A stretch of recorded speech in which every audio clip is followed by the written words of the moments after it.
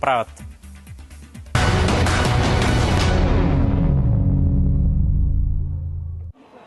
Локомотив и Черноморец се срещнаха на градския стадион в Горна Оряховица в матч от петия кръг на Мистер Бит втора лига. Новакът в професионалния футбол започна по-активно и още в 7-та минута Добрев опита удар от дясно. Вратарят на Локомотив обаче не се затрудни. В 17-та минута домакините отвърнаха чрез Никола Колев, който пробва силен удар от дистанция, отразен в корнер от Димитър Тодоров. Домакините наложиха темпо в следващите минути и в 25-та последва ъглов удар, центриране на Иван Аврамов, удар с глава на Пасков и разбъркване в малкото наказателно поле. Топката беше избита. Така стигна до Уилфред Симонс и той отправи силен удар. Но отново Тодоров се намеси решително.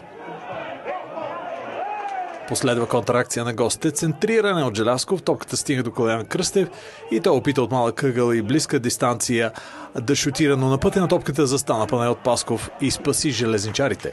Горно Оряховчани получиха правото да изпълнят прак свободен удар, а Иван Аврамов опита неуспешно директна стрелба. Манев и Георги Стайков сътвориха това положение при ответната атака, но последният стреля право в ръцете на Милушев. В последната минута на първата част се стигна до пореден наказателен удар в полза на домакините. Иван Аврамов отново застана за топката, центрира остро. Тя стигна до Симонс, но той отправи много неточен удар. Втората част Черноморец започна по-активно и владееше топката повече време. Въпреки това до чисто положение стигнаха домакините в 72-та минута. Симонс отново отправи много силен и опасен удар, избит от Тодоров. Отговорът от гостите беше чрез току-що влезлия в игра Живко Петков, но и той не успя да улучи вратата. При втория си опит резервата вече беше по-точен, но тук Милушев се намеси решително. А 5 минути преди края на редовното време Редон Роймар напредна отдясно и затрудни максимално стража на гостите.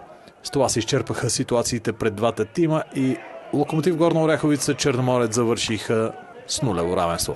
Също нас все пак имаше много добър отбор с така, особено през лято направиха доста силна селекция футболисти така, от първа лига, така че аз мисля, че така, този отбор е доста стойности и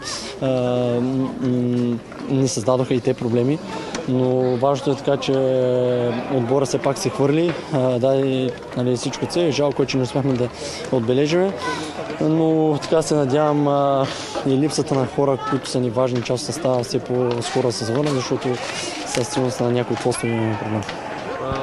Подеми имаше два мача без така, загуба. Сега малко като че ли си направихте равносметката или се поприземихте? Не, няма какво се приземяваме. Пак ви казвам, това е един